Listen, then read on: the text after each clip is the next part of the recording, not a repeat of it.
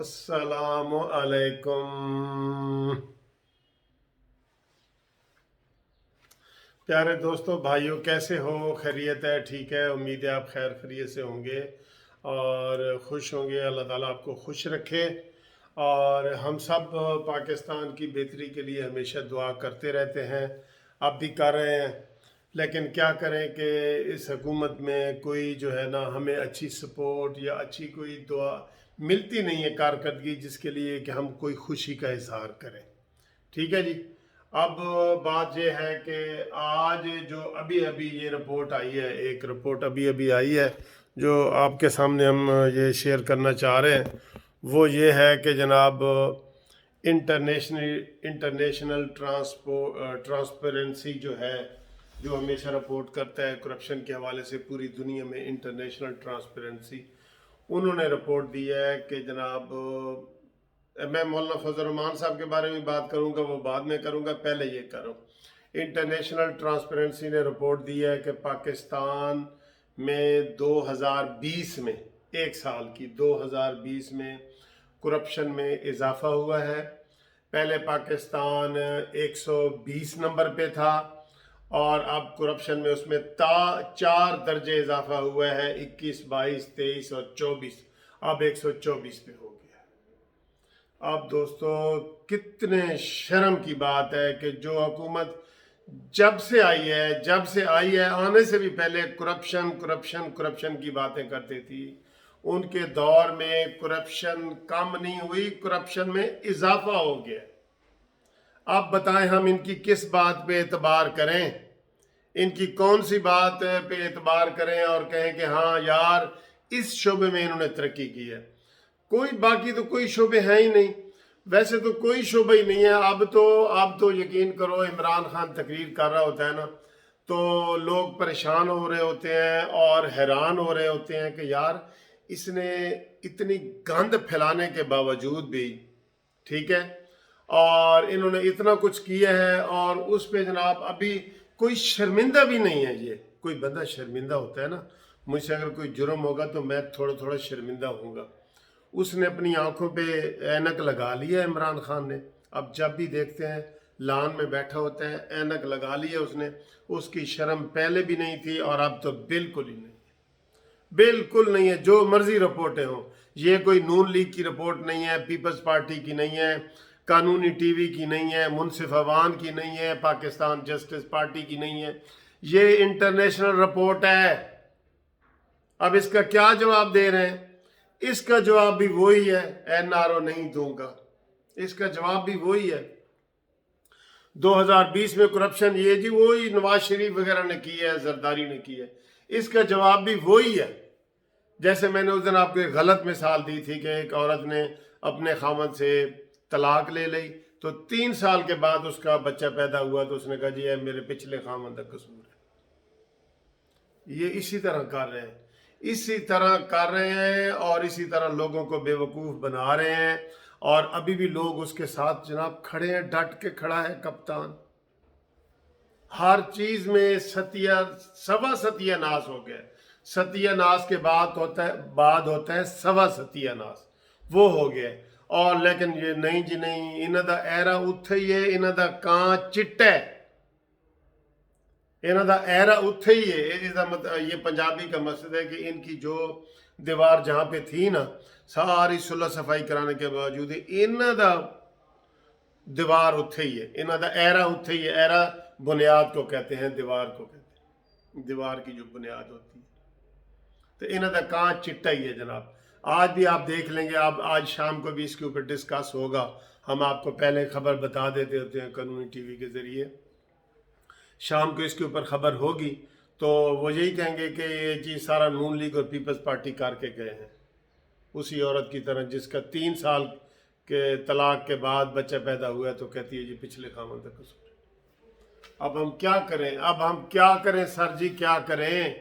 اپنا سر دیوار میں ماریں، کیا کریں؟ ان کے تو یہ حالات ہیں، اور نہ ان کو کوئی سمجھانے والا بھی نہیں ہے۔ اب فارن فنڈنگ کیس بھول گئے ہیں نا؟ کیونکہ جناب وہ براڈ شیٹ کا ڈپارٹمنٹ چل پڑا ہے، انہوں نے نئے شوشے چھوڑنے ہوتے ہیں۔ सारा कुछ नए शोशे छोड़ देते हैं। जहाज पकड़ा गया है वो भी जी पिछलों का कसूर है। जहाज हफ्ता पहले पकड़ा गया है तो कसूर जी पिछले खामंद है, पिछले खामंद का कसूर है। तो जब बंदा बेशरम हो जाए ना, आज एक वो यूट्यूब पे चल रहा है, किसी चैनल ने चलाया है कि जनाब जी इन्होंने F9 पार्क और इस्लामाबाद क्लब वगैरह गिरवी रखने का आ रहा है ना, आप भी खबरें पढ़ रहे हैं, मैं भी पढ़ रहा हूँ। तो वो एक चैनल ने जो है ना वो कर दिया है कि जनाब जब कोई नशे में आता है ना, नशे में, तो वो जो नशे में आता है तो वो अपनी घर की चीज़ें बेचना शुरू कर देता है। ये कुर्सी पड़ी है वो ये बेचेगा, ये जनाब एसी खड़ा है तो ये बेचेगा, ये टेबल पड़ा है वो बेचेगा, फ्रिज बेचेगा, टीवी बेचेगा, अपनी घर की चीज़ें बेचना शुरू कर देता है। ये उसने एक मिसाल दी है, एक न्यूज़ वन चैनल के कोई तारक साहब है, उनके हवाले से बात चल रही है। उसको आज पैमरा का नोटिस मिल गया है कि जनाब ये तुमने ये बात क्यों कही है कि घर का जो नशई है वो चीज़ें बेचता है। ये आपने सीधी इमरान खान के बारे में कही है। उन्होंने नोटिस में नहीं कहा, लेकिन उन्होंने कहा कि हम इसके ऊपर पाबंदी लगाओ क्योंकि उसने ये बात क्यों कही है।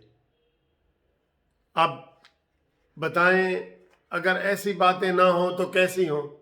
जब भांग ये पूरी काबीना मंजूरी देती है भांग की, तो नशे भांग वाले जो भांग पीता है उसको हम क्या कहें? हाजी, नमाजी, क्या कहें उसको? कारी, क्या कहें? कितने अच्छे ये लफ्ज़ है, मैं गलत आदमी के लिए इस्तेमाल। उसको जो भांग पीता है उसको हम भंगी कहेंगे या नशई कहेंगे, ठीक है? और इनकी काबीना ने मंजूरी दी है। तो आज फिर दुख की बात है कि करप्शन करप्शन करप्शन का ये इन्होंने नारा लगाया है, उस करप्शन को भी ये कंट्रोल नहीं कर सके। और ये पंजाब असम्बली के जो बागी अरकान फिर रहे हैं 30 के करीब, उन्होंने कह दिया है कि पहले से बहुत ज़्यादा करप्शन उस्मान बुज़दार के दौर में हुई है। और थाने में चले जाएं या पटवारी के पास चले जाएं या कचहरी में चले जाएं, आपको ये नज़र आएगा।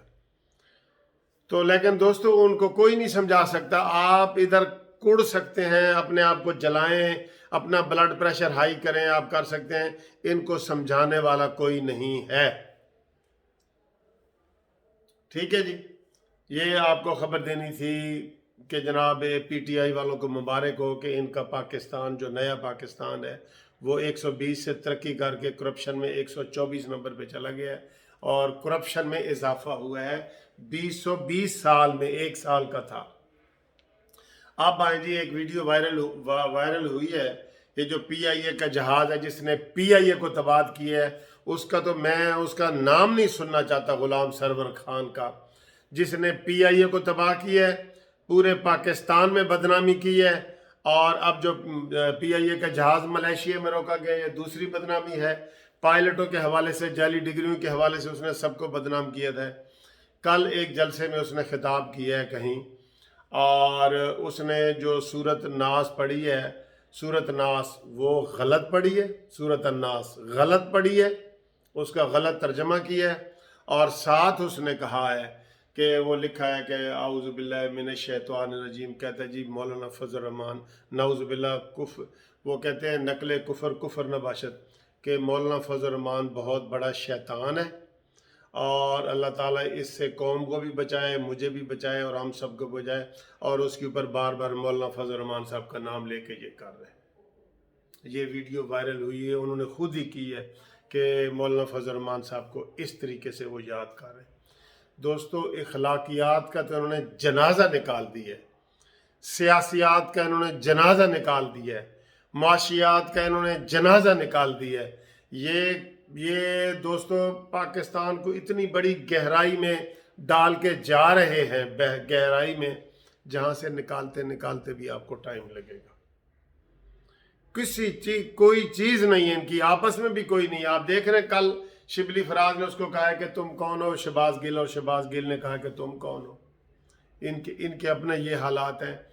तो इन्होंने मौलाना फजल रहमान साहब के खिलाफ जो वीडियो वायरल की है गुलाम सरवर खान ने, कानूनी TV channel, Pakistan justice party, हम सब उसकी शदीद मजम्मत करते हैं।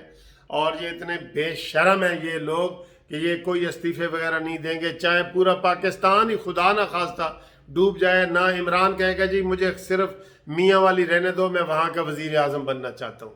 ایک میاں والی اگر ہمارے پاس بچ گیا نا، اس کا وزیر اعظم مجھے بنا دو، اور یہ شہباز گل میرا سفیر ہوگا، زلفی بخاری اور مراد سعید میرے پاس رہیں گے، میں ادھر کا وزیر اعظم، صرف میاں والی رہنے دو بس۔ یہ اتنے خطرناک لوگ ہیں، اتنے خطرناک لوگ ہیں یہ۔ آپ ان سے کون سی توقع لے کے بیٹھے ہیں؟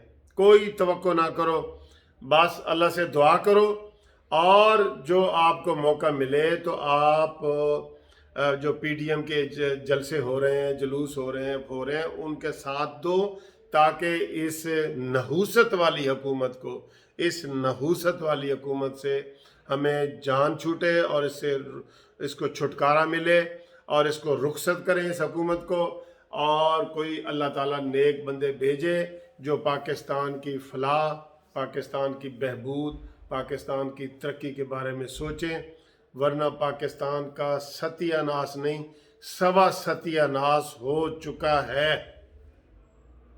اللہ رحم کرے۔